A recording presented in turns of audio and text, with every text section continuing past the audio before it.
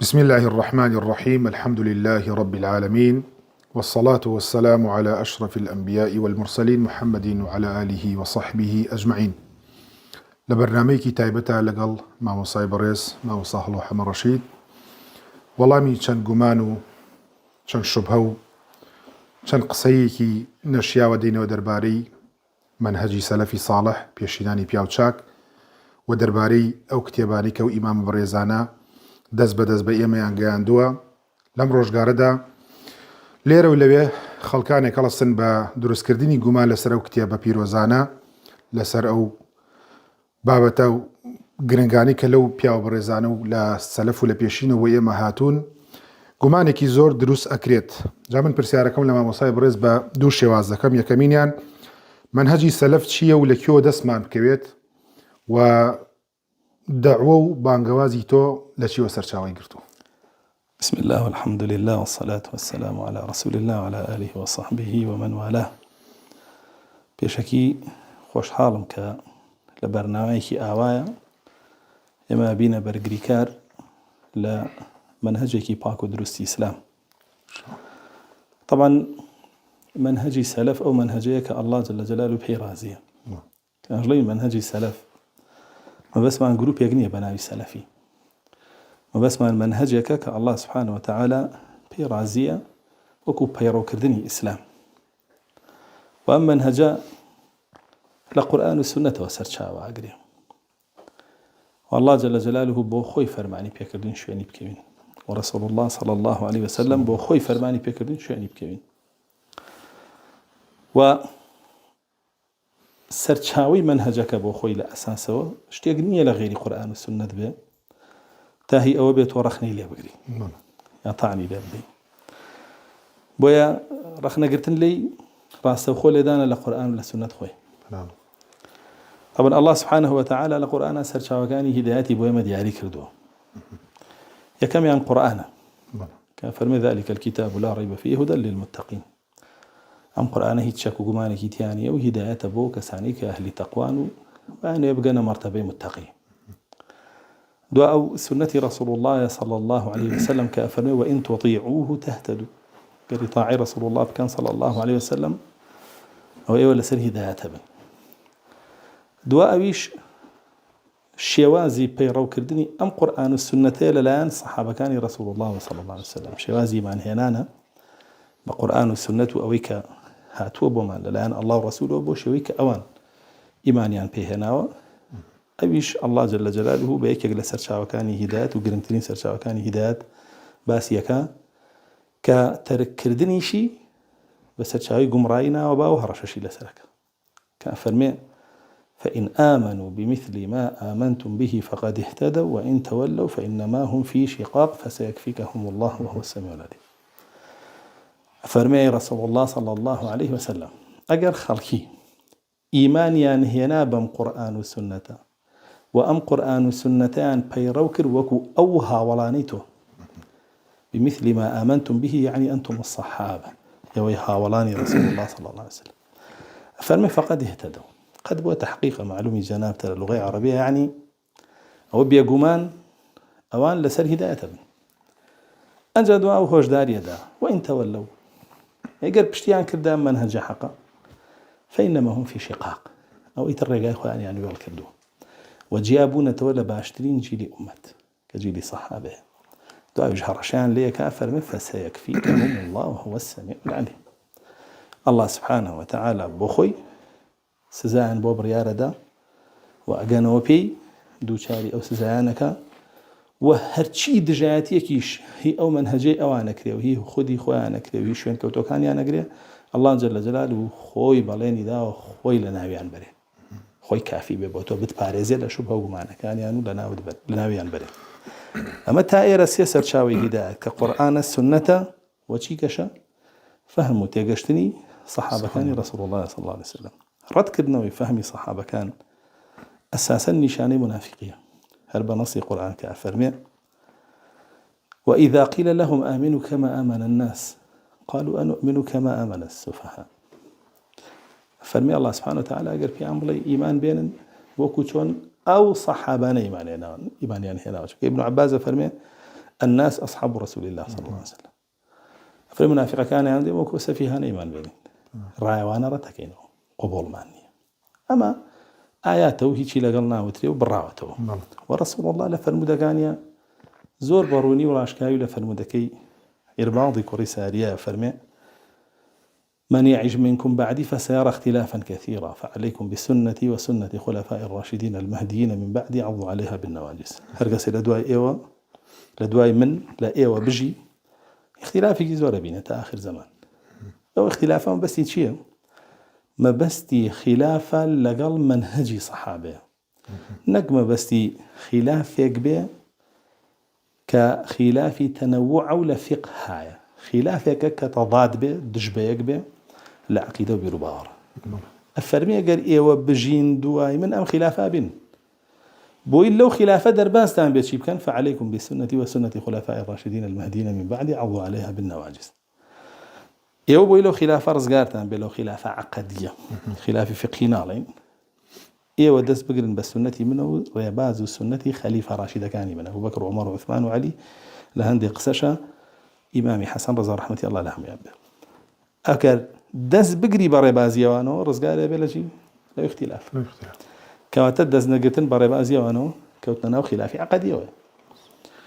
ويفرمي وإياكم ومبتدع دعاء ونكن نزيكي بدعة بكون فإن كل بدعة ضلالة وكل ضلالة في نار أم فرمودي راست أخو فرمان من بيك أدواي أو خليفة راشدان بكمين كهر هميان شورايان هبوة همو أحكامي كان بو شورايا تقرير كردو كعامي صحابة ولا فرموديك تلا رسول الله صلى الله عليه وسلم كمعروف ولا صحيح بخاري مسلم هاتو لا يزور بي كتبي حديث هاتو ناس راوهم إلى بريتي كفرمي خير الناس قرني هذا ثم الذين يلونهم ثم الذين يلونهم روايتك مسلمة تشوار مرة ثم الذين يلونهم تقرني شوار مرة فرمي باشتريني إنسان كان أم قرني من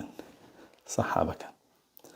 دواء أوان لباشية تابعية كان دواء أوان لباشية تابعية كان قرني شوار ميجينك دواء تابعية كان كان روايتك إمامي مسلمة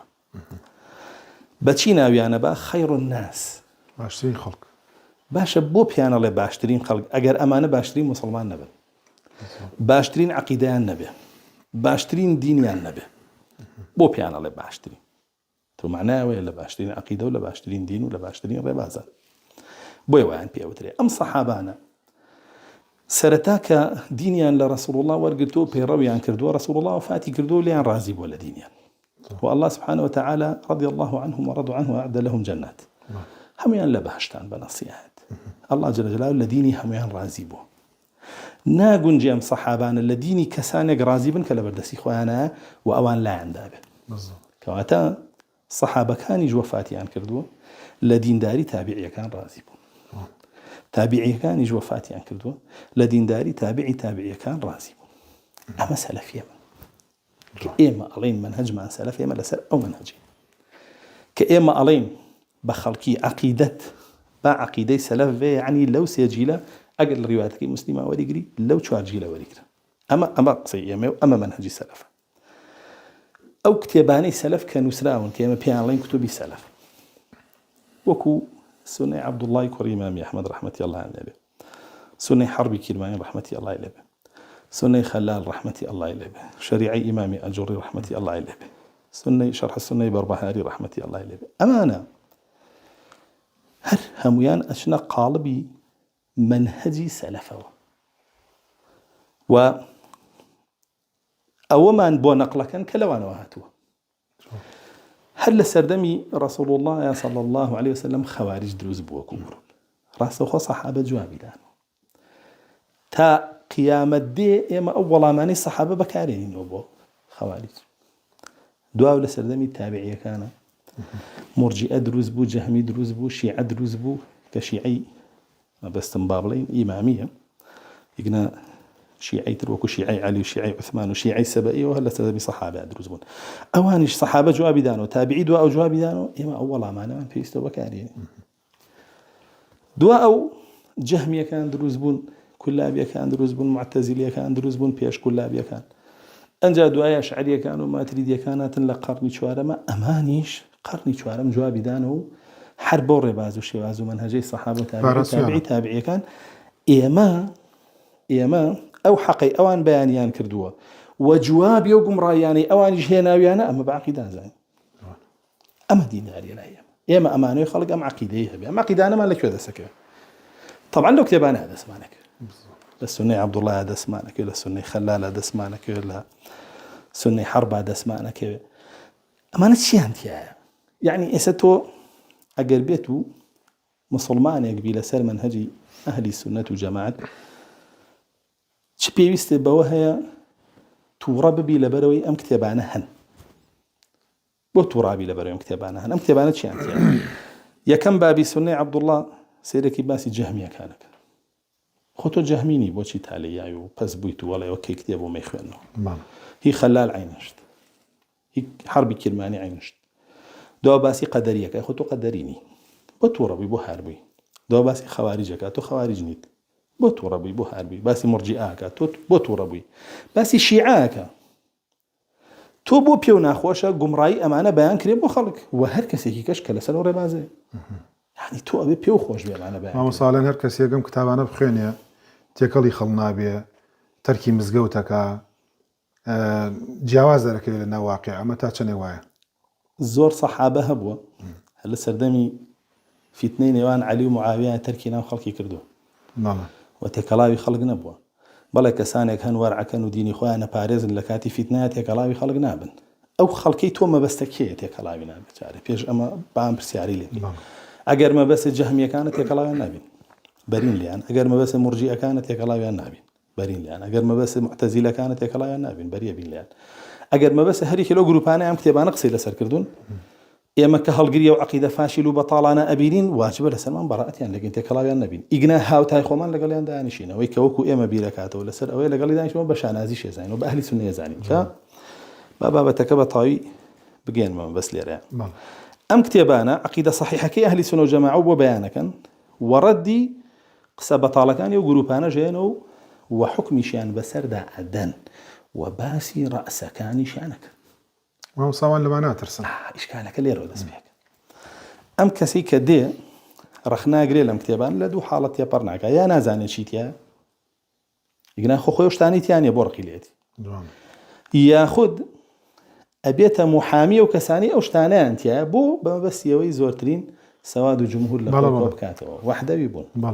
كأما أساس لا حركي كان وأو كسشي حركي مشرب يا زلامة حركي أجاشي لخوينيا كبيرلي تو كسيكي حركيت حزبيت بابلين أجاي لخوينيا لسر منهجي أوانا رو أجاي لخوينيا لهيش حزب كانيا بس لسر منهجي أوانا رو بيركبنا يوكوانا أصولي وكوانا إذا ما كاني ديني لوان ورقته وكوان رفتار قبول منا الله إيه ما أبي زورتين مسلمان لخومان كوبكينو هدفك ويا يتر زورتين مسلمان كي هر فرقة أخوي داتا بال إسلام خم خوريكي بو إسلام ليبين يهينين ويخينا ناو شابوشي لهم كفر وشركة كانيا شابوشي لهم بدعوا قمرايا كانيا حسن بناو بالضبط أيو كوبينو لسروش تاني كريكة وتوين لسري أول شيء كدجبيك أنت يكتريا بورين يكتريا بورين وصولي خويا وصولي حركة كان بابته لسري أرون هو بيرابيا كان جاء أم كتابانا دجي أصولانه ويرد كرينو جاء أرزم كدي أم كتابه هات وتشيت بيلا يعني سيرك يسس سنة عبد الله هم يحدثنا هم أخبارنا هم أنبأنا سنة حرب همانشتا شرح معن كلهم وطبعا كتابانا من بزام لنا وكرداء كم كز من شرح كله وتأسج برداوم للشرح كردي أنا بريكي زورم لي شرح كردون بفضل الله أم سر بابي بو دارشتي بون منا بابو إكفار الجهمية بابي كافر كردني جهمية كان هات وشي بو كردي لنا أم بابها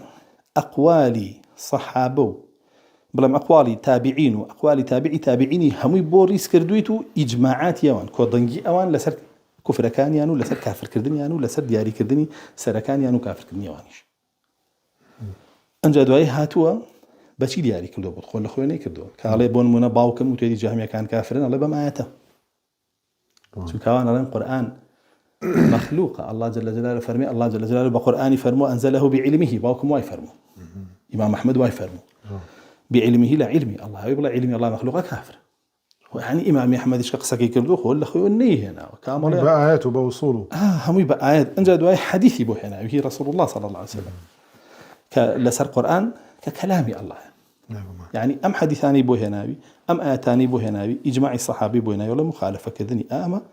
أصلك أهل السنة والجماعة كفرة بهمانشي ولا قدرك قدريك إنكاري قدرك إنكاري هر شوار مرحلة كيكا كتابة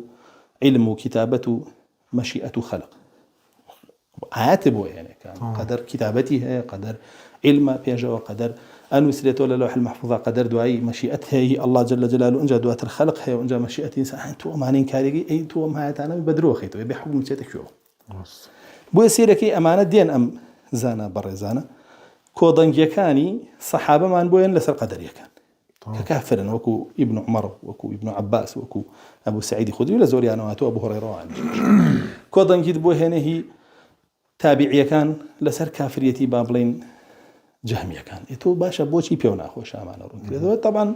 شيوانا بوكو مالي جهمي مذهب ومشربي درك الإيران همي بقرآن همي بحديث همي بإجماعات سلفة أما يا نازاني توم كتابانا بمعنى نهر برقكي ديو ياخد بابلين أزانيتو ما بسته لم قسانا تريما دياري لكن مبسكي تبش ومبسكي خير بك وكرنوي بحسنا بيخوي مصلمان عندي طبعا كسيك أم كتابانا دراسة أكا دواي غلط مع ملاك تو أبي وغلط لسر كتاب حسابك نخير بربرزني لي طبعا يعني ولا تزر وازرة وزر أخرى كابرا جنجي كام كتابي خوان دوتهم تينا قشتوا بون منا بحال حكمك تبينا تيجي أنا كابرا جنجي كام كتابي خوان دوتهم بغرزي خوي بكارين فرمو أو شخصا دياريك وتحذيري لابا الشخص بلاوا كسيكي واو دياري وتحذيري لابا نصيحتي قدابني شرق عليها قناعتي بيبك بيخر وصر راسك بلا يوم كتابانش بخوتو ناشرين مكة طبعا يوم كتابانا ما مصاخو دا قادارية اشتيك مان هي بوضبط كردني أحكام فقه كان بيوتري أصولي فقه وضبط كردني أحكام كان تفسير بيوتري أصولي تفسير بو حديث بيوتري أصولي حديث بو لغة بيوتري نحو صرف أو قواعد كان إعراب أهم كتابانش سلفي إيمك كات يك دراسيكي كومل قواعد ين لنا وداناوا بول يقدانوي بودر هناني أحكام لي خطور بخوي أوانا به سمنو قواعدانم همي لزنجيري وانا ريس كردوه تا تشبوشتي قاعدة رشتم بنا ما كان دراسة كرني كتابة كان سلف وكو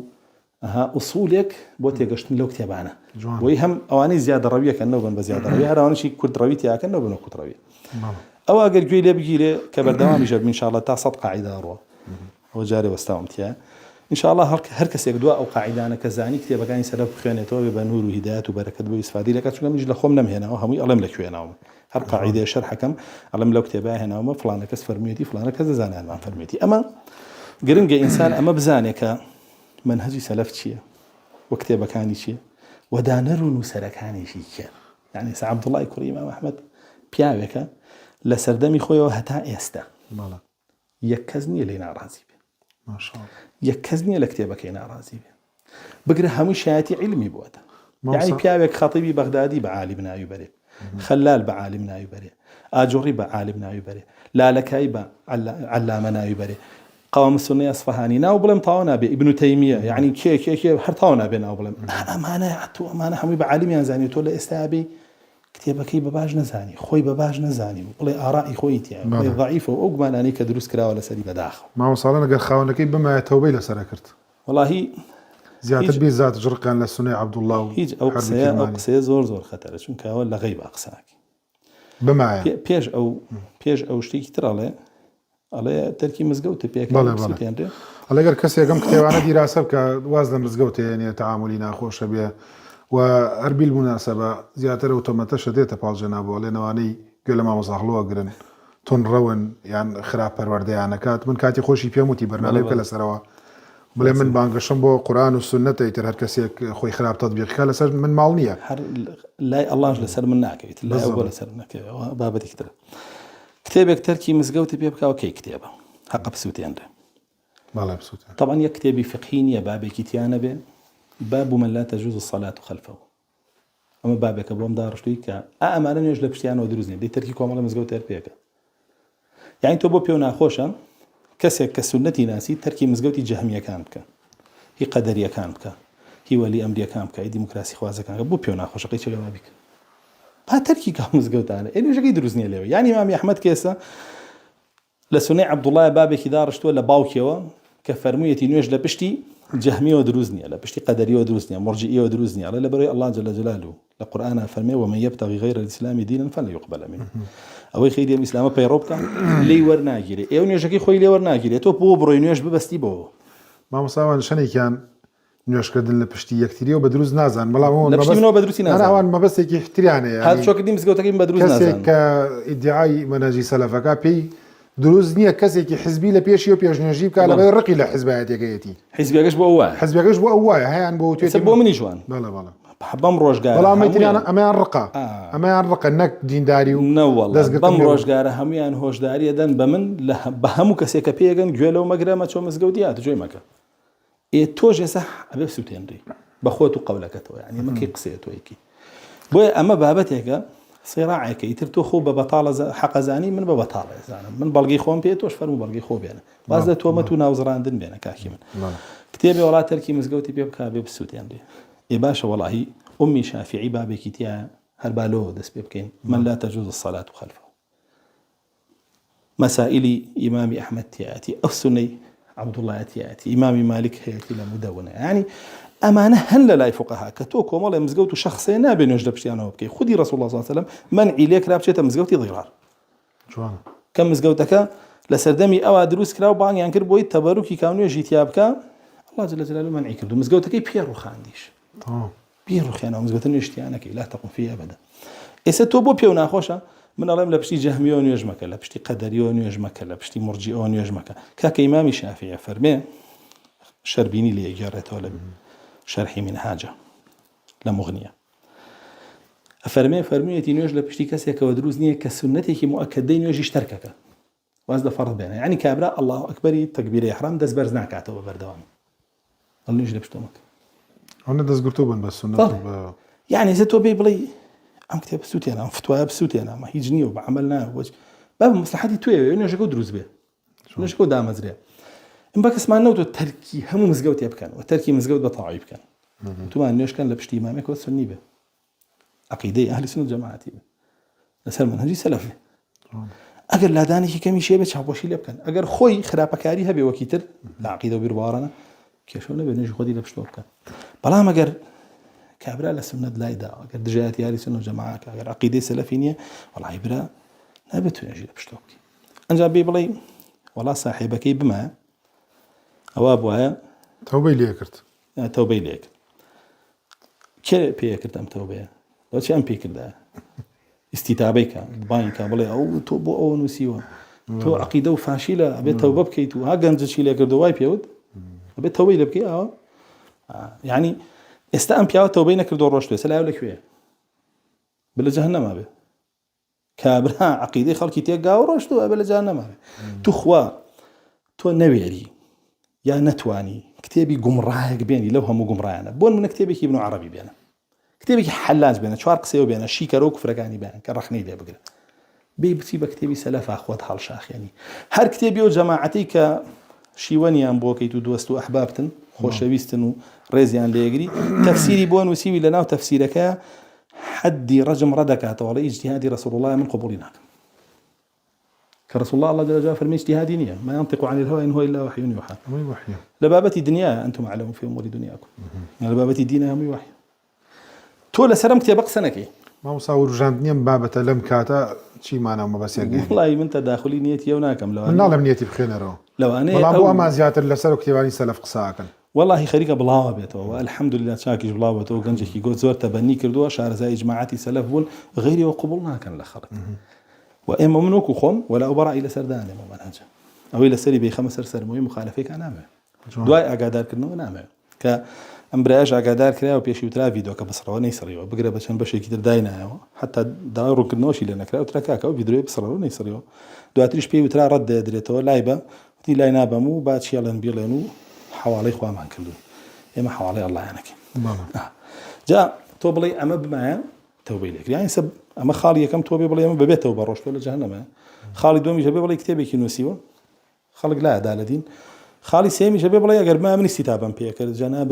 كي استتابة عبد الله كريم أحمد كي بحربي كلماني كي يعني تشيت تو تشيت تا استتابة بما نبكي بلي ورا ولا بيه تو من بچمەوە بە عەقیدەتەوە بۆ ڕاستکەمەوە بۆ شێوەیە بیکەمەوە ئەنجا قوبوڵ بەڕاستی ئەمە کارەساتە جورئەت بۆ سەر ئەم ئیمامە گەورانە لە کاتێکە ئەم هەموو منهەجە گومڕاییە هەیە ئەم هەموو کتێبە گومڕاکەرە هەیە لە وڵاتی خۆمانە کراوە بە کوردیش ئەم هەمووانە و دەرسە گومڕاکەرە هەیە تۆ لە سەرەوانە قسە ناکەی تۆ ڕەدیەوانە نایتەوە منعیەوانە ناکەی ئەدەی منعی ئەماکەی وەڵی ئەمە کارەساتە بۆیە بێ ئاگاداری ئەم جۆرە قسانە و ئەم جۆرە گومانانە بین بزانین چۆن تەعاملی لەگەڵا بکەین مامۆستاوان دەڵێن عەقیدەیان حەسر کردووە لە کۆمەڵە کتێبە ئێستا ئێمە باسی چیمان کرد مەنهەجی سەلەف وابوو بەیانمان کرد کە چییە و بەیانمان کرد کە لەکوێ هەیە بەڵێ هەر کتێبێ و عەقیدەی سەلەفیتیانە بێ عەقیدەی لێ وەرناگرین بەڵێ حەسڕەکەین لە کتوبی سەلەفە چونکە ئەوان وحی بە دیاریانەوە دابەزیەوە ئەوان ئاگاداری لێکدانەوەی بوون لەلایەن ڕەسوڵ الله و ئەوان نەقلیان کردو بۆ جیلی دوای خۆیان جیلی دوای خۆیان بۆ ئێمە ئەنجا بۆ جیلەکانی تر ئێمە لەسەر ئەوان چونکە ڕەسوڵ الله صلی الله علیه و سلم شاهدی خەیری بۆ داون تۆ ئەبێت چی بکەم لەو کتێبانەی وەرگرم کە تۆ نووسیوتە یعنی ئێستا چ خەلەفێک بام پرسیارە بکەمەوە چ خەلەفێک بە خەڵکی وتو ئەم کتێبانەی سەلەف باشنی خۆزگایە بە ئەقوالی ابن تەیمیە لەسەر کتێبانە قسەیە کرد بەس ئەقوالی ابن تەیمیە کۆ کەرۆ لەسەر سونەی عەبدوڵڵاه ڕیسالەیەک سەر گەورەیەکی یاهی ابن قەیم نونیەی ابن قەیم بڕۆ بیخوێنەرەوە ئەبوابەکانی سونەی عەبدوڵڵاهش بخوێنەرەوە یەک بابەت بگرە ابن قەیم تۆزێ زۆرتر ڕۆشتووە لەسەر ئەنجا وەرە تۆ تەماشا بکەم قسەیە وەڵا حەسریان کردووە لەم کتێبانە ئێمە منهەجەکەمانەوە لە هەر کتێبێکا بێمانەوە وەکو تۆ نین کتێبمان بوێ ئێمە منهەجەکەمانەوە کە لەو کتێبانەوە منهەجە سافیە پاکەمان دی وەکو سەرچاوی دین وەریەگرین لێ بەڵێ ئەنجا تۆ بڵێ وەڵا من لە کتێبی خەلەفیشە عەقیدە وەرەگرم ئەگەر عەقیدەی خەلەفیش هی سەلەف نەبێ ویش ڕەفزە بەڵام ئەگەری سەلەف بێ خێنە سەر سەرمان یعنی ئەمە ئەگەر پێش ئەم قسانە دیراسی کتێبی فضل علم السلف على الخلف ابن رجب حنبلي كذا وينات تأجش كأنا كان وبيعنا كان بس من سيرم ليه يعني اطلاع نبي بسر قصي إمام ابن تيمية وابن قيم وابن رجب وابن كثير وأنا بسر قصي أو أنا كباسي سنة عبد الله كان باسي خلالة كان باسي شريعي آجرية كان جاري أو وصف سناي إمام ابن تيمية بو لا لك إياك كأفر من مصدري عقيدة أهل السنة والجماعة على باراستويتي وعلى جورتين موسوعي مصدره بعقيدة أهل السنة والجماعة يعني أبي أستوى ابن تيمية بلا يبو حصر كردو لوا غلط كردو نازعني ترى قصة شو يعني تو نزاني اشتكت شيء طبعا واتي أجي ما صامني لم واقعة بحساب خوانة دنبال بيشيناني بيوشاك بقول لي النبي إنم كتابنا شرح كان باسي كان خوان مشغولة كان بكومله بابته لا باسكتني سيرة وباسكتني كومله ترغيبات وخلقه كردنا يعني قروان براسي شوان كوتي سلفي صالحا بولان كتابه كان إمامي عبد الله إمام أحمد وإمام أحمد وابن تيمية أو بيابو رزانة بناسين يعني من أقصى سرتا يعني السوادق يعظم أخوان كوب كانوا ودلي كسيان لي عاجز نبي وبهيج معناه كشرب في قارنا ناس نيوش كد نيج لدواي خلق أبو بمني وتتخوي أكل جولك أبو نيج لدواكين أخذ جولك أخوي نيج درزني تتنيش لدواك أكيد مسلم ما صار لسرتا شاب أسمان كده وهو كارك كش بريتيا لوي كان أنا روبروي رخنو قسو مالا لو ما كارت ترسم بس يكتب يبلا كتبي سلف كدراسية كي مناعيك إيماني زور جوانيات چونکە یەک دانیان نییە تووشی میحنەت نەبوو بێ لەسەر ئەو عەقیدەی بڕۆ بزانە محەممەدی کوڕی نەسری مەڕوەزی لە سجن ئامرد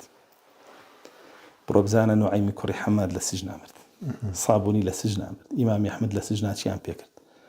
بۆیە ئەم کتێبانە کە ئاوا تووشی میحنەتەیەکە قورسە بە دەست بۆ بردننی شەڕکردنی یانی ژیانی خۆشیانەوە دینی ئاسانیانەوە بێ مشکلیان لەگەڵ ئەبوو جەهل و ئەبوو لەهەب بژێ وەکو تۆڵی لەگەڵ جوولەکەش نوێژەکە کێشەی نییە بێ مشکلیانەوە ئەمە بەستەکانە ئەمە دەفەکانە لەو بابەتە ئیگنا ئەگەر تۆ متەبعی منهەجێک بی بە حەق یەیت بەیانیەکەیت و لە لۆمەی لۆمەکار ناترسی یعنی بەڕا ئەفەرمێ کە ئێمە چوین بەیعەتمان لە ڕەسوڵ الله وەرگر ئاخر خاڵی بەیعەتەکە چی بوو ئەن تەقولە بالحەق ئەینەما كنت ولا تخاف لومة لائم حق بڵێ لە هەر شوێنێ بی وەلو لۆمەکار نترسی یعنی ئێساوە حەقیان ناو کتێبان حەق ئەیبوو ناڵێ لە لۆمەکار ترس سەوەکە هەنە بڕوو بیانوێنەوە قورسە و تێی ناگەیت و مناڵانەی قسانە يعني ئەو کتێبانە کە خوێنیتەوە سەنەدی قسەیەکە بۆ هێنێ لە باوکیەوە لە سفیانی کوڕی عوینەوە ئەڵە پیاوێک هاو بۆ لای پیاوێک هاو بۆ لای وتی ئەم بابەتە حکمی جێودی ئەو کەسی ئاوا بڵێ کافر ئەو کەسی ئاوا بڵێ جەهمی ئەو کەسی ئاوا بڵێ قەدەریە تاوەتر بۆ تێناگەی باشە بۆچی ئەوان لێ تێناگەن ئەمە خۆی کارەساتە ئەم قسە یعنی تۆ بڵێ ئێستا خەڵک لە کتوبی سەلەف تێناگە یعنی تۆ نامۆت کردو لێن أي تويش شيء بالضبط يورتي عم بقينا الرأس كانت عم بقينا إيه ورا الشرح كباشا إيه ما الشرح مع كدور كزجوي لي يجري سبحان الله خوي عليه وكوبليها جرينا وظلم تاك أكلته أو أنا مرتاح بن بدي رأسك يعني يقلاب ما هو كان عقيدة شو نسلا يسبون منا شعيب كوري حرب على شون بولاي سفياني ثوري وتم عقيدة كم فيها بلا لا قيامتها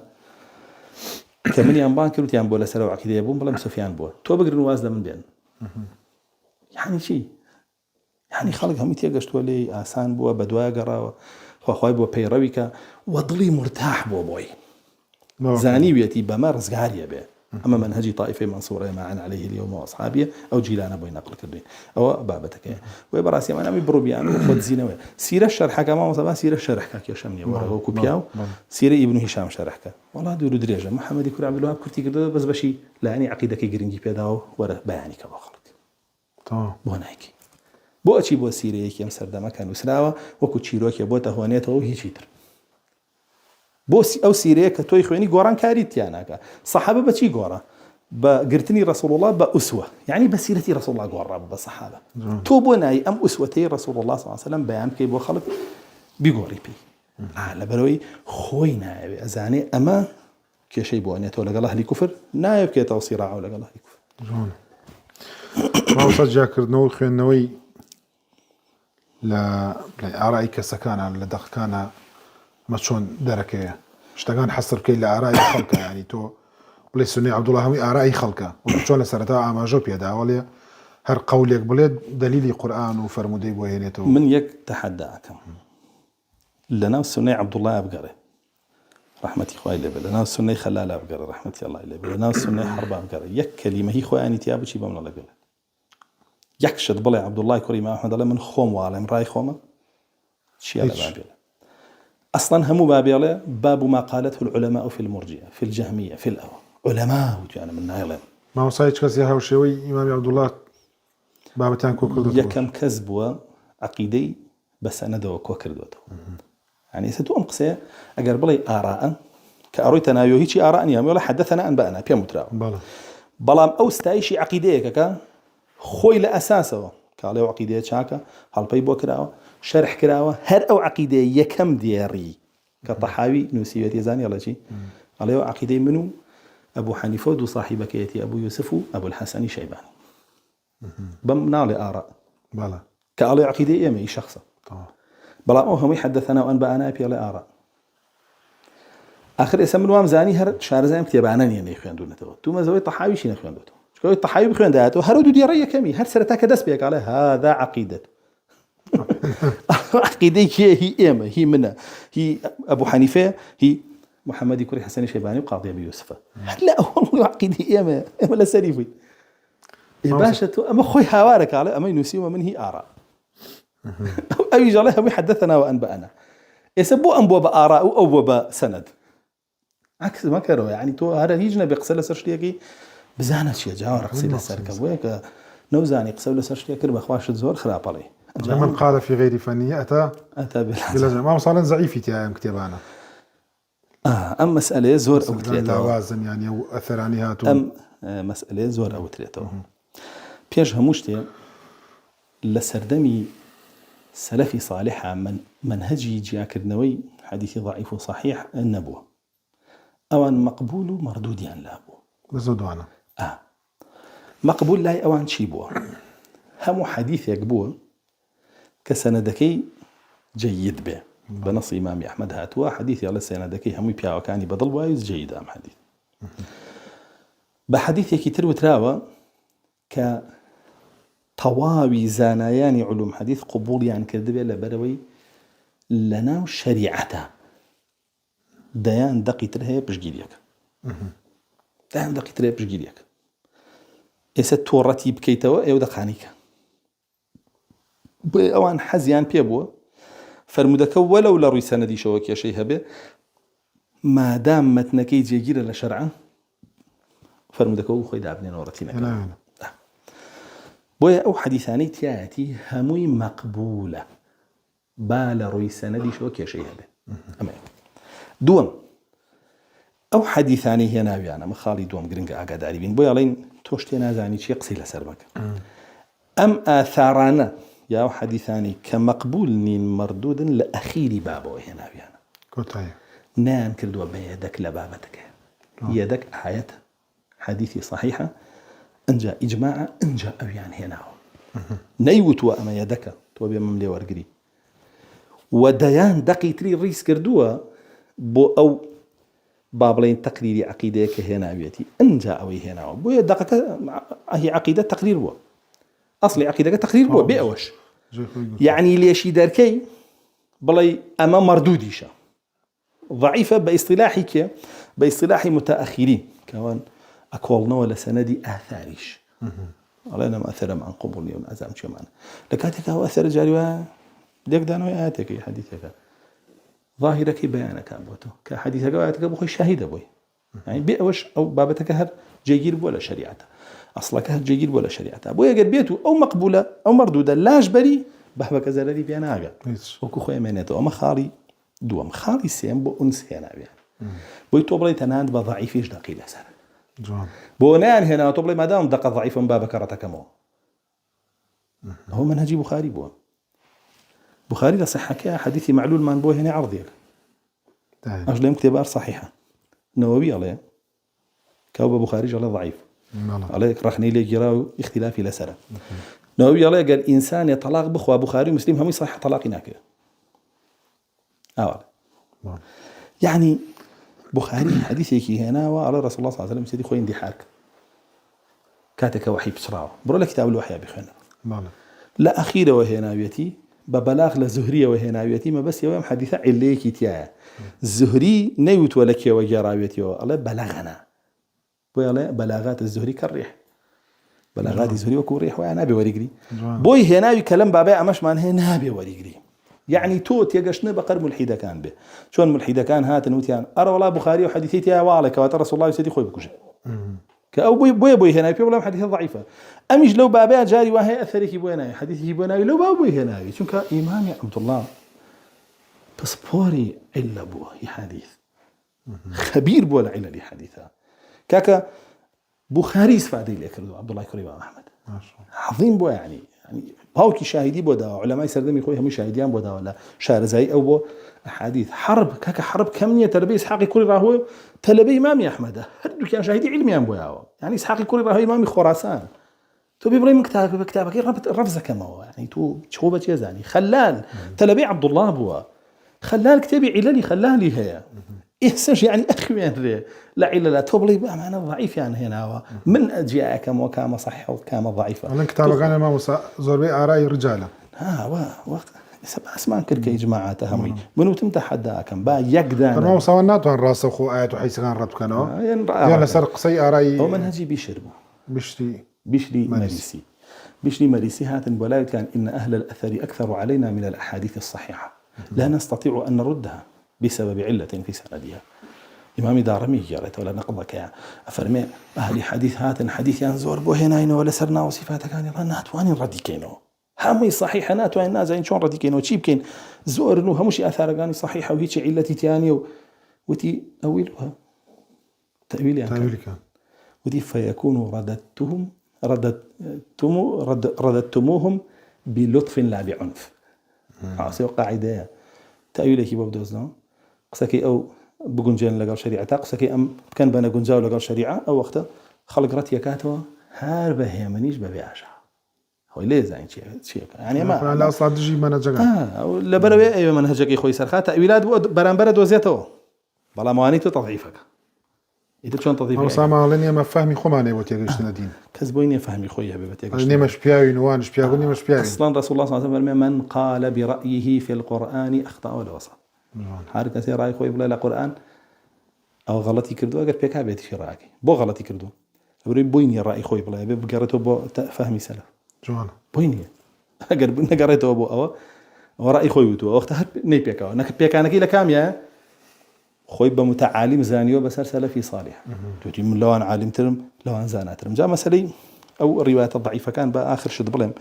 وجاري واه عبد الله خوي أوس رواية ضعيفة هنا بوشي هنا يأخذوا إمامنا بوشي هنا بوي بيد بلو بابا ضعيف شيء يعني يو إنصافه ويا إنصافه إنجا للاي ياما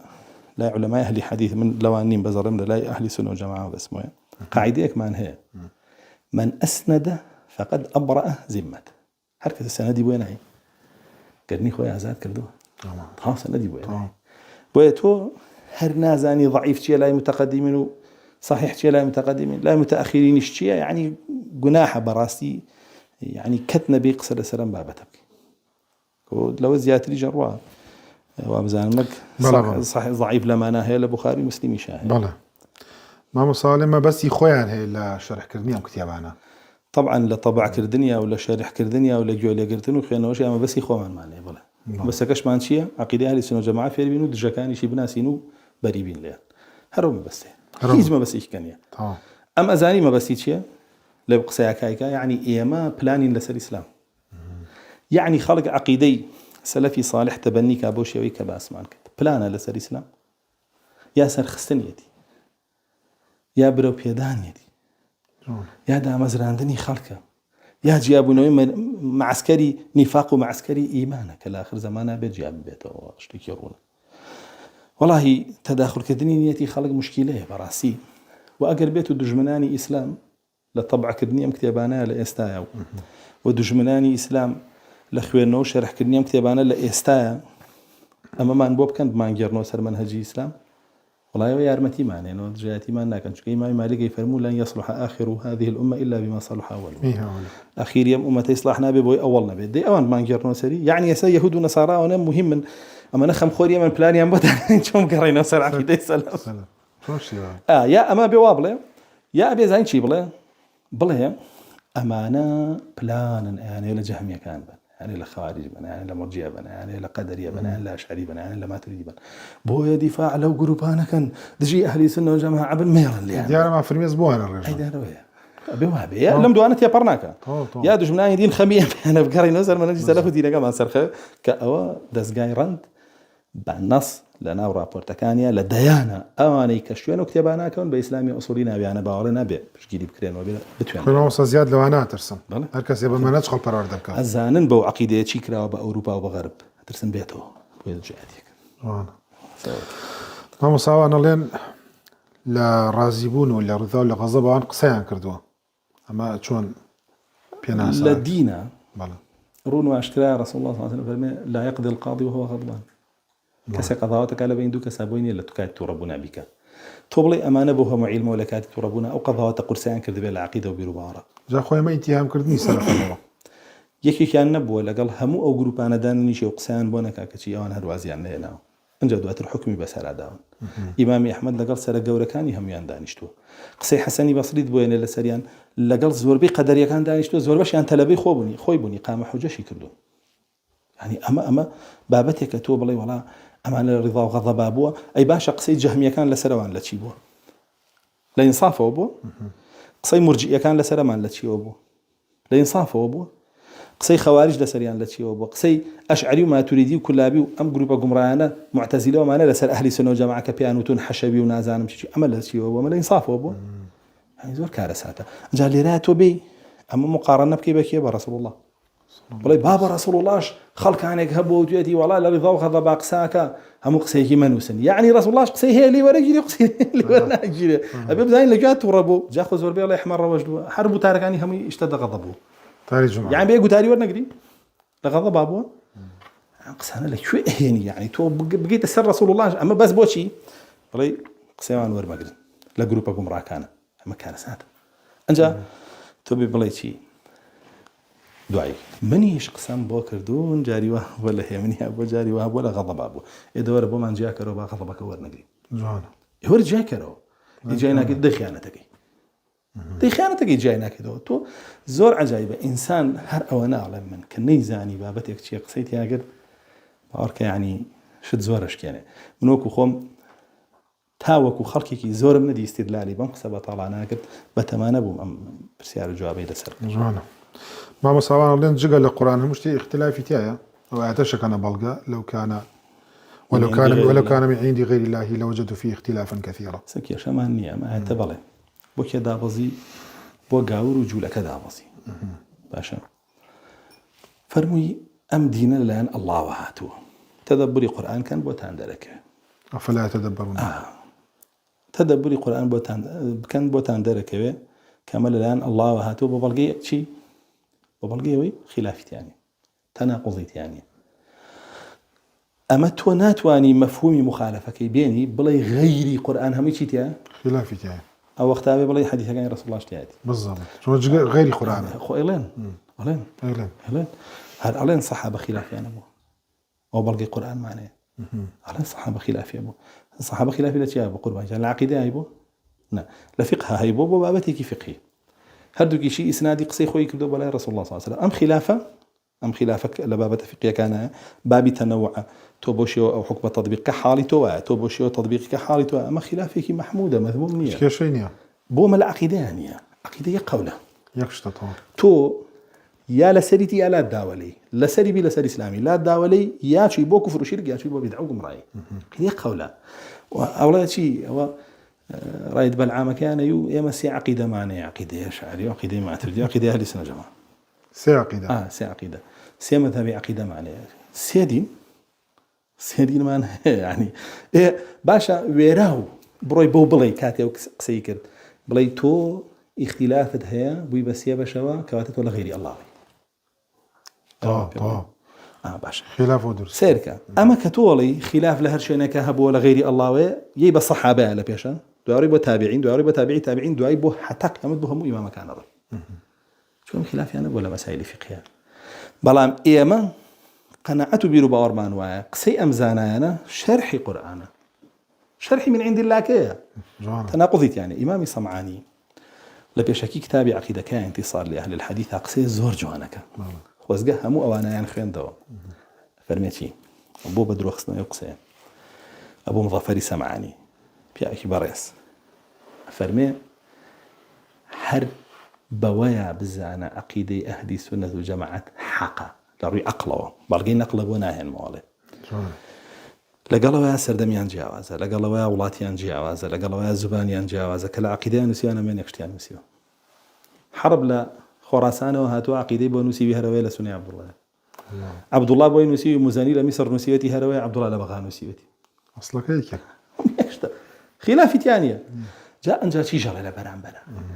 إمامي سمعاني قال الدي هل ري عقلي شو أجر أم أهلي أهواء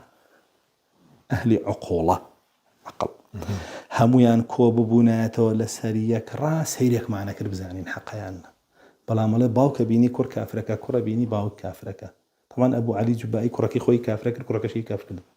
أتباع كاني أمانيا كافر وجات بايع أبو الحسن زركريبو هي أبو علي جبائي دعاء أبي كافر كرد أو منهجي من لا سليب مو يكفر بوجه الصلاة ويسي معناه المو أنجا دعاء أمان كافر كرد وقتي أندر شو لدي يعني هروا يا باش أمانة قد يكبونا أمانة إباب زي أما أهواء بيجي حرب شو أمان يكن يسمون يجنين أمان يكن يستوبوا أو اختلافا كثيرا هذه تبال أمانة تبالوان بس يمان ناقد وبس يمان كده عجائب يعني هربا ما بس بدأ إلا منهجك لكسانك بيرويك ولا جنجانك بيقراونته وجيلي يقولون يعني والله يا مكان ساعة براسي كأواني لسروا منهجا تا أو دقيق ثانيك الأيام بكسيك حسابك لسروا منهجه مالا ما وصلوا كتابنا بويق لايك نوي باب تكان هلية أصلا كتابنا إجماعات إجماع خويا لا كروي إجماعته ملزمي بيوي الله جل جلاله فما يتبع غير سبيل المؤمنين نوليه ما تولى ونصليه جهنم وساءت مصيره قبل كتابنا ورناقن وإجماعنا ورناقن أي جماعي كي ورقرين هسه هي تسأل عقيدة ما قبل إجماعي جهمية كان ورقرين ما قبل إجماعي مرجئة كان ورقرين إجماعي وحدوية كان بيا أبو هيا بس يعني هم جروبا كان أوليانو هم يعني براي يكينو باي ويكوا هم من أو سرخة ما يج من سرخة بس ما هو صار بجدية وان جقلم عقيدة سلف نبي هم عقيدة كان قبول هم عقيدة كان قبول لقلهم كستيقات يكلم لقلهم كسداني شن بشجيري هم يعني كان كيك لوان ليه قومي هم يعني لدورين كيك الأهلي سنو جماعة ليه قومي هموش يعني يك جرين بو بله بود جاتي أهلي سنو جماعة بله هر سير اللي أنا كم قصانا بلاوبو شوكي جساسة مشرك وتي عبد الله كوري إمام أحمد حكمي كوركي نوحية ما مساوان خوان على نيم أهلي سنو جماعة أم واين وتايا بله جساسة ناتشو ولا لا عبد الله كوري إمام أحمد حكمي كوركي نوحيه يعني كافرة بله هاي لما أجي بيغمر لا لما مساوان وفرقة جمران على نيم أهلي سنو جماعة يمين سنو جماعة كي خوان سنتي جهم سنة جعد، سنة غيلاني قدري، سنة عبد الله كوري سبأ، وسنة ذو الخويصر أما راسك، سنة ذري كوري عبد الله همداني، وسنة أو أنا بلا لا أنا تضيق راسك، أو سنة جماعتي خوان. ما وصلنا كتابنا يسبون بموديل. قالت كدن بوكتابنا. يعني أركس يدرس بيت السنة عبد الله وحربي كرماني. خد أزاني موديل بوشتيك كبيت وبسرتشي. يتعذب يتوه. أم كتابنا 1200 صالة. سأليش نشو. بردمان هرهبون. لهيج سدايك نابيني زاناي جوري إسلام بقشتي أهل سنة جماعة لو كتابنا نقلنا كذبه. حتى جساسة خوي شاهدية ذاك يمكن نقليان كذا لي بروجو لا يفكر بقرا. هو فيديو هاي. على أولي نقلك تا يتسر دكتوري كي قاش لم سر دماء واي كردو أيش لي نقل كردو.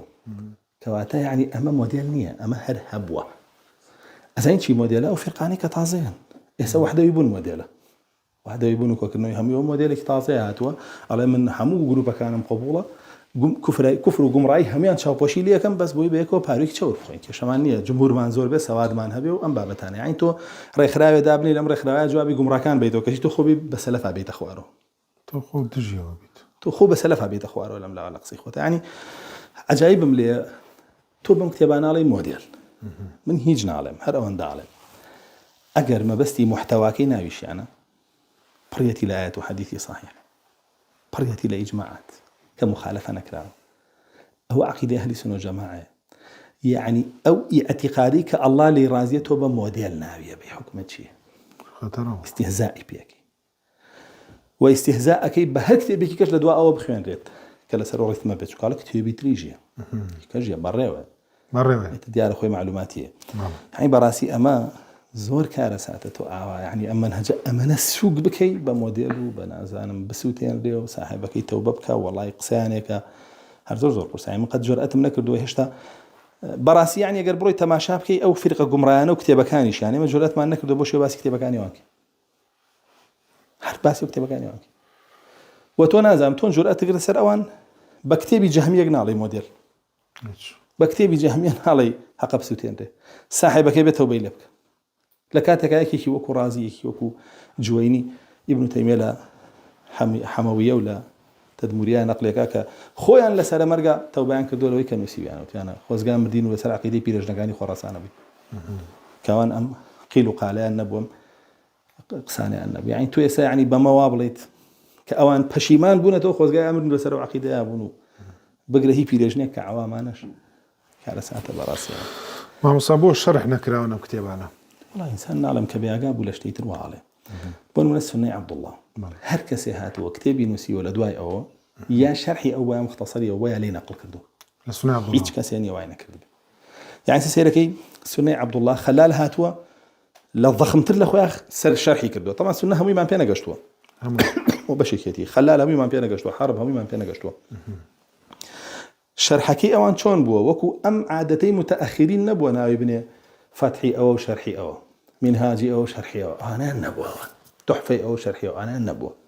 هستوى أيش كتابك للسنة نسيوة هم أقوال كان أبي هنا وإضافات أقوال تلك خوي كردوة وخسويت يسري شو عقيدة نابت وبإضافات خوتي بخيت سر اجتهاداتي خوتي سر بخي فقهية كانت وان اجتهاداتي خوتي سر بخي سكابراك شرحي بون منا كتابك فقهي أكا اجتهاداتي خويا خاتسة نوازلي تازه خاتسة بس بابا عقيدة وانية بابا عصري وانية اجتهادنا أخواتي تا آراء إخواشيان به كولا آراء إخوانا آراء اجتهادات العقيدة آنية أبي بوسيلة سر دق وفهمي سلف بإجماع كابرا أبو الله بالله شيء على فهمي سلف لا من قونا ريه يعني مش على آراء ودي ناقرب تين رتي كينو تنازم فرقي وان شيء فرقي وانية بقرا أو الله ما بسوت يعني أو قونا رجي لا باشا نايسوت يعني أو قونا رجي لا باشا نايسوت يعني أو نالي وقونا رجي دروس كدوا بتوبك عمله بتوبك إيش تاو باش تبيله يعني ما نبي رئيسي بيجا إنجا عليه شرح نكراوة تو أقولينية كتاوكو شرح اعتقادي أهل السنة والجماعة إلا لك أيك هاتو وشج مجلد كتابي قوري كلا عندي طبيعة نوع مجلدة أو شرح سنة عبد الله رسالة أبو بكانيو أجري بينج مجلد كتابي قوري شرحي أول رسالة أبو بكانيو هم رسالة أبو بكانيو يا مختصر يعني كذا شرح كذا بلام كشكتشيا استهاداتي ثانية إضافاتي تري أنبوينا ولا إجماعات ولا أقوال تري سلف وخسيانة سري وأجر مسألة كيش هاتبێتە پێشەوە لای ئەو دقی کەمی لەسەر هاتبێت دقی زیاتریان بۆ هێنەوە کردوێنەوە بابێکی سەر بەخۆ لە ناوخۆیان بۆیە کە شەرحیان ناکەی مامۆستا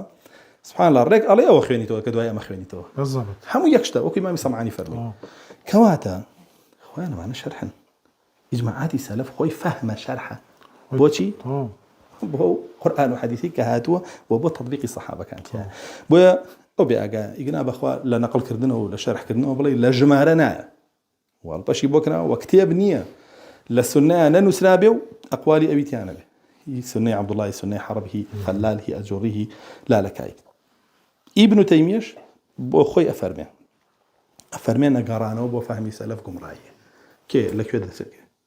لە کتێبان عین نەگەڕانەوە بۆ کتێبانە گومڕای حتا محەممەدی کوڕی عەبدولوهاب ئەڵێ خەڵکی زۆر گومڕابوون بەهۆی نەگەڕانەوە بۆ کتێبان بەلبەتین لە مەجموعە فتاویەکەیە ئەڵێ خۆیان خستوتە ناو عیلمی خەلەفەوە وێڵبوون لە هی سەلەف ئێستا باس ماگر فەضلی علمی سلف بسر خلفات ابن رجب نووسیوێتی و چەندین کتێبتری لەسەرە خاتیبی بەغدادی لە تاریخ بەغدادە زۆربەی ئەم ئەقوالان نەقلەکە و شەرحێک زۆربەی زۆری نەقلەکە و شەرحێک یعنی سێرم لێ تۆ بێ ئاگاد لەمانە نەبێ لەم هەموو کتێبەکە لەسەربانە نووسراوە ئەنجا صاحبی ئەم کتێبانە ئەنجا صاحبی ئەقوالەکانی ناو کتێبانە بڕۆ سیر علام نوبەلا بخوێنەرەوە برا تاریخ الإسلام بخوێنەرەوە بیداونیها بخوێنەوە بزانن چ کەڵە پیاوانێک بوو بزانە کێ بوون یعنی تۆ سفیانی تەوری پێتەڵێ جەهمیەکان کافرن تۆ بڵێ من قسەی لێ وەرناگرم بۆ لێ وەرناگرم وەڵا لەبەر ئاڕای خۆیەتی ئاخر ئاڕای خۆی نییە لە قورئان وەریگرتووە استنباطی خۆیەتی بۆ ئاەتێکی قورئان مەناڵی کوفرەکەشیان دیارێکە بە نەسی ئەو ئاەت تۆ چۆن لێ من لێ وەرناگرم سفیانی تەوری کێ بووە کابرا بوو 500 ساڵ ڕای کرد لە قەضاوەت بۆی نەیکەن بە قاضی هەر شەو ڕۆژە و لە ماڵی کەسێکا بوو بۆی نەیکەن بە قاضی خۆی شاتەوە تۆ دانیشتە خۆیت و شاندایی لەسەر مێزێک بوو مل ئەملاولا پێەکەیت و دەسەکەی بە قسەکردن لەسەر میمامانە یعنی ئەم قسانیان پێڵیت و ئەم تاوانە نادێتە پاڵان نازانم جورئەتێکە بەڕاستی یعنی زۆر سەیرم پێیە ئەو سوکایەتی بۆ ئیمامانە کرا کە کتوبی سەلەفیان نووسیوە بە هیچ کەسێ نەکراوە لەم کوردستان کەسیش لەسەریان بە جواب نایە لەبەرەوەی ئیتر شەقوەشێن نییە لەم سەردەماهیەوە مامۆساڵە نەبێم کتێبان لای مامۆسایەکی بە ئینساف و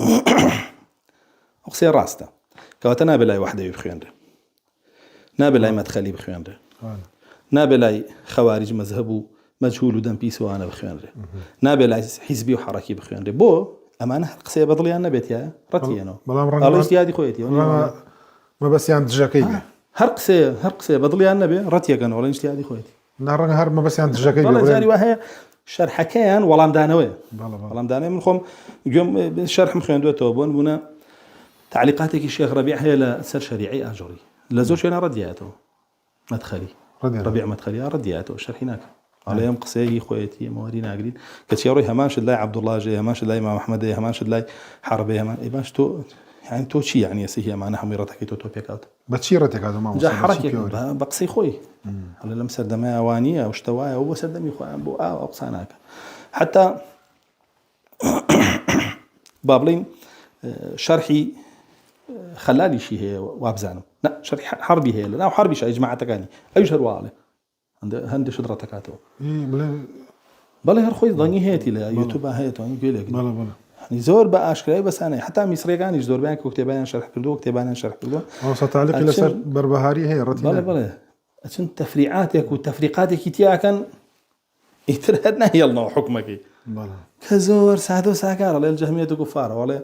بو ولا وتيانا الله لسر عرجني إطاو يتروي قبل الله لسر عرجني وحكمه يقريته تا يتركوا حوداتي قرآن رتكاته صدان فرمود رتكاته صدان آثار صحابه سلف رتكاته مكافر طاوي تبقى إجماعي لسر نا لا على بين هالين جمالين اجتهادي كذا نبيعه أجري كيري يعني نكهر مسلمان أجري كيري بس أجري أو كفرشي لي ورقدي زرناقي باشا في علي تخبو اعتقاد ورناقي بون بوخوش توجوكو نالي الله في كل مكان ليس على العرش يا الله لا داخل العالم ولا خارج العالم ليس على العرش بوخوش اعتقاد ورناقي من قناه بخو اعتقادك كفر وقوم وريناقم خوي وريناقي اي بو اوري قرتو بين عليك نعم سي حقا بطاله اذاني في اولاد شنكا امام قوداني كاواز الكراون سريان دبر شاي ما صار نزل كراون قوره كراون خويا وين قوره كراون وين قوره كراون حسبون من السنة عبد الله كريم أحمد الرابعي كان حربي كريم أخويا ما نبي بغيبة يوبيا كلا بيوانا با طبعا نجبه بغيبة با ونادي بوجهنم وتمانع توبان لي قال له درش ولا شفنا عندي ران بوجهنم ما زي لبن جاء كما ينزل كراو کێ بە شان و باڵی خودی خۆیانە هەڵی داوە لە منهەجەکەیان زیاتر بەیان کراوە تو ئەو خوا ئەو وەصفانەی ئەیبینی بۆ ئیمامی جەهمیەکان لە کتێبەکانیانە ئەیبینی لە کتێبی ئەمانە بۆیان یعنی کابرا کافرە بە هەموو عقیدە و بیر و باوەڕی سەلەف کتێبێکی نووسیوە لە بابەتێکامانی هێن شەرحیەکان پێشەکی ژیاننامەکەی 20 دەرس لەسەری ڕۆن کتێبەکە خۆی بە 5 دەرس تەواو بێ کێ زل کردووە ئەم ناوە زلانە ناوتانە لەمانە ئیمامی ئەوە ڕەبانیەوە شەیخ الئیسلام ئەوە فڵانەکەتەوە يعني واسم شيخ الإسلام ابن تيمية بلام خوان هزاران شيخ الإسلام يعني برا ما شايبك هذا مشي لسال عقيدة جهمي كوري صفوان لسال عقيدة جعدي كوري درهم بدا يتر أما بوز الكراوة يعني أما نزل كرنا كان لشيء شرحي كيس اللي كردو ما صار لنا واني الشرح كان باجنين بس يعني منه بلا لا تسوري يقول باجنين والله عقيدة رونا كيتو وبيا قورانانيس زيكي شخص حفتاك ده مثلا شرح كردو سلام أروح باش مقولي كم كاس من بمشارح الحمد لله صار شارعي زور بول أخوة بزيادة زور بيخوشه وبزان هم كستواني شرحي كأو كتابك أو أبي بشدنا وخلقه وبيناسيا شرح ما نكردو يما لسر أبواب كان روشتين تقريرات كان سلف ما هنا ووكو خوي لهم بابك بيشكيك ما ندارش تو بوشو لنا وبابك وتيجيشني لآخري شو خاتميك من بود أنا لا أثناء بابك شاك شرح ما نكردوه هر إجماعك هاتبه بدقيقة من بينه هر دقيقة هاتبه بإجماعك من بينه نجي من بولا شرح قصي خو ممتي أنا خصدو بين بلين تولي ريال أداو قصي خواتي تيخصو من يصرمو بلام أوان كقرآن تفسيرك من هزار قصي خو يعني عم بينهم كيس بنصي حديث بين متي راي خوان أجل بيجابي تشان هلا رسول الله صلى الله عليه وسلم قريته بفهمه يعني قرآن تفسيرك الحمد لله أشين بوكي أشين بوك أقوالي سلف هلا خو ما مش النار اللي سرعتك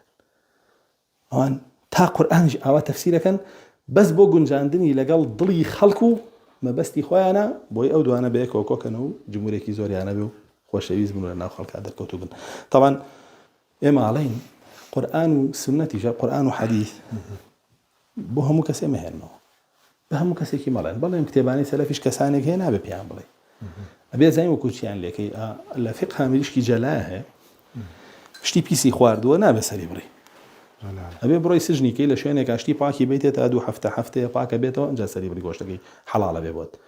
هندي كذا يعني بي باكي كي تو جاري أما نهجا بوخلاتان لنا تو هي برو لا تو أنا بكردرو انجا بيبلي وركاك انجا ستو حلالة بيخواني جواني بكر كم كتاب عني شكي قلنا ناتو أنا بيخواني ناتو أنا دراسيكا وهيجي كي خوي لو شيواني بيو ناتو أنا بيلتو ناتو أنا بيلتو بلا قرآن يشتو عبد الله كوري مسعود علي كوري أبو طالب حديث على ما هي النبوة مكسية تاني خو بيغمر بدرو بخريته بالضبط تاني بفتنة أبو عقليان ما هي النبوة أبويا بلام إما باسي كتبي سلف ومنهج سلف كين لنا طلاب علم بابه نبرع وتنوع عوام ومسائل كان بوردي بلا بس مسائل الظاهرة برا ومسائل الظاهرة حقي خويتي ببرع بيش أو قرآن باشا تونا علي عقيدة لقرآن ورقرم ولا أم آيات ورقل الرحمن على العرش استوى حوت جال لقرآن هاتو كسيالة من على العرش ليس استوى لن يستوى على العرش يعني لن يستوي على العرش ولا يكيقوا عليه تو حكمي شيء القرآن غيبه تفسيرك بي تفسير قبل الله جل جلاله لحو آياتي محكمة عليه الله لسر عرشك آياتي يكيق ما أنهي لنخي لسر عرشك آياتي حكمي شيء الله ناتو الله يبدرو خصوته لا ما بيبرهم كافر يقولون كافرة يستوى عقيدة القرآن جورنا أقري أو القرآن ما صابو خوي وري أقري بس بو دجاجي وري ناقري ما استوى شيء ومراي بيزنا كله ما وصلنا البخاري ومسند إمام أحمد ضعيف وموضوعيتي جاري ابن حجر سيوطي هردو كان بنص ألين مسند إمام أحمد يك موضوعيتي يعني ثانية هر شهر زي هبوا بقصي وانقصي كذا على سر مسند إمام أحمد نيب الموضوعيتي يعني باب رواه تماشى بكابزاني أوان لسر مسند إمام أحمد الله إن شاء الله ليس فيه حديث الموضوع الله نعم ليك قارينه ودراسة ما كردوا هردو كيشان لله إخوان محدثين متأخرين يشان إذا بقصي إمام كان يخوب كان علاج كموضوعيتي يعني والله تيادي بالنسبة بخاري شو كعلى اختلافي دي أو جمان دروس كنا لسر بخاري تنها جمان دروس كنا لسر صحيح بخاري بعد آخر يعني تو بس بيبو أو أم كتاباني السنة ناشرين كي جمان لسر مسند إمام أحمد وصحيح بخاري وخدي بيغمر يجد غضب ورزاق سيكردو جمان لسر هم يدرس كي أما لبينايش يعني بس بوي بجهمين الله يتو جهمين بمرجئين الله يتو مرجئيت بخوارجين الله خوارج بشيعين الله شيعيت بمعتزلين الله معتزليت بعشعريين الله أشعريت لا دا قمرابي بي جمان كي تسر هم أم كتابانا يبرد شهر جمان لسر كتابة كاني وأندرسكا بروكاك جمانة دروس كلا سلوك تباني وان كألين هركسي بلا الله لا أسمعنا كافر ده برو توزي جمانة سلوان دروس كا قدام كتير يعني لسلو نعم كألين هركسي بلا الله يدي هي كافرة الله عيني هي كافرة إذا برو توزي جمانة سلوان دروس كبره تبوهات يكتب لسلام جمال لسلام عند دروسكي توزي لسلام أساس تغريسي رازق سبكة مجرد المقالات ابن فورق سبكة توزي لسلام كتب أنا باقلاني وما نقسبك يعني تو بوشي هاتو جاري جمال لسلام عند دروسكي كعقيدة صح كتب على مصدر صافية كان كارثات براسي أو قسيج دول راسي وتنها جمال دروسكي دنا لسلام كتب أنا وبلقاجي مرجانا لو عقيديك بلا بيته فضل الله جل جلاله وبلا يجبوته الحمد لله خلقي كي زور تيجشت ولو بابتاني سامرو سلف هي لي صورة لعزور كس نك سلفي هي لي صورة بها سلف هيك بس ما كلام نجح حقا قبولنا كان هيج كسي هي رشيد تسرو لسريق سبكا فضل الله ما مساكم ولا جنج مان هي لا بيوان القرآن ولا أفرتان باش لم بان خوازانا كابينن جار باسي توحيدا كان جار باسي سنة كان بيان وما نبراسي تسيان كردوبو منهجوا لكاتك شابين أو دجي كتابكاني سلفا دجيو باخوازانن كوا أم كتاباني سلف شرح كنتو أموجداري وشي معنا جوان لي بقرن يعني بجدي بيا الناس جاري كيكر جوان لي نقرنو وبستي كتابكاني سلف بنو وهركس يقول كتاباني سلف بحق أناسين يقولوا أنا بقرن إجا مشتلا عقيدي راضيين كي جماعاتي سلفا نقلية كابو ما لا أخيرك يا أبو حاتم راضية فرمي علامتي أهل زيغ وأهل جمراعي بريتيا لو كطعن أدن لسلف لأهل أثر يترى متى بقيامة باسي توحيد وسنة وديني حق وأنا وبكات وقناعات بينا به طبعا جمراعي ما دام طعن له كتب أنا طعن ليه ما باقينا طبعا أما أقرأنا وإيه ما يبضلني وطاو بس تبوري أو شخص أنا صافي جوان وطعن لو أنا هذه يعني بيون دي بقى أنا بيوي دراسة كتاب يعني كده بزعل شيء يعني توحيد شيء أغنيته هرب دم وتد وسجاري تبي بأهلكي جوان يعني سمع معتزلة كلا أصلا كان يعني توحيده معتزلة حتى لو عقيدة بربهارية على شرح السنة إمام بربهارية فرمي هركسيوتي من توحيد هو مبتدعيك جمراي معتزلية شو كان شعاري يعني هو بس لا أصلا لتطبيق أوبن نوعا أمر الزور كز هي أو نوانا هل أبجري بوجوان كدني خوي ولا من الأساس وناشرين ترين كز زور كز هبوا لفيسبوك خوي أنا أبو غرباء ونامو دعاء وافضح بوا أشكال أبو بورشي كز حيجونا فيسبوك نوديو جاري كتر يعني ما صار بناسي غرباء ساعة كسبوتوا غرباء وتوت يقليها مو كسيك بي غرباء يعني زود بلا كسبوتوا براسي جاتك غرباء وتوب براسي دز بريو كتير أنا جح حقه ولا لا ما صوتي كوتايتشي لا سرم بابتا والله إذا كارم لخلكي بقرأته بوكتب أنا بتشابي إنصاف تماشان بكا بخوي دراسة بكا وعقيدة وبيربار يعني لي وربقري جنا بقسي وكساني كان مغرض إنه سببك هي قسا كان لسلو كتب أنا ولو قنعتام أجري مشارح ما نكر ده على قسي لسر ناكره خد راجل زاني كده مشارح ما ترجع قسي لسر عشان صار باز ناكرين وأجر طاقتي شان هي إخوان لمعاصرين ولنا بن جبرين هم يعني شرح كده شرح كده أنا مش شرح كده لو شرحنا لو أنا بالمام بابر شرحي كانوا جوان لبنان عالمي كانوا يتعادي صدان عالم كتب أنا شرح كردوه هي أهل سنة جماعة لهم ولا تكاني عالمة هم يبقى صوت الصورة هاي ليتوبا وأنا جاي لقرنو سيدي كانوا تما شايف كان كاك عبد الرزاق بدريان بيبتونا طبعا بين علماء ده خلالي شرح كردوه أجوري شرح كردوه إجماع كاني حربي شرح كردوه يعني شتيك خرابي كردوه ما صار كتبوا شرحانا بمواقعي خو عندي أرى ناقونجي ناقينا قبل ما ناقي أول شيخ عبد الرزاق البدري شيخ خوان زان غلب ولا الشرح كردوه بابرون جاي لقرن يبقى بين تطبيقي كان أحكام مكاني خيانة لو دين ولو منهج كان باشا خلق باور بوقسانك ديني صافي لو منهج بلغ كان من لسرتا يخسروا وري بقرنوا اور وكسنا له عزيت ما دائما وصل سلامتك يا وصل برزانا ما برنامجي تايبت بو لقل ما وصاي برزا درباري رد كردنوي كومالك تومتو بوهتان لسكتي مكاني سلفو او بيشوا بيوا برزانا ك بيغمري خوا صلى الله عليه وسلم شايعتي بو داون ان شاء الله تا برنامجي تركب دوام من باذن خوا بخواي قرتانا سبيرين سبحان ربك رب العزة عما يصفون وسلام على المرسلين والحمد لله رب العالمين.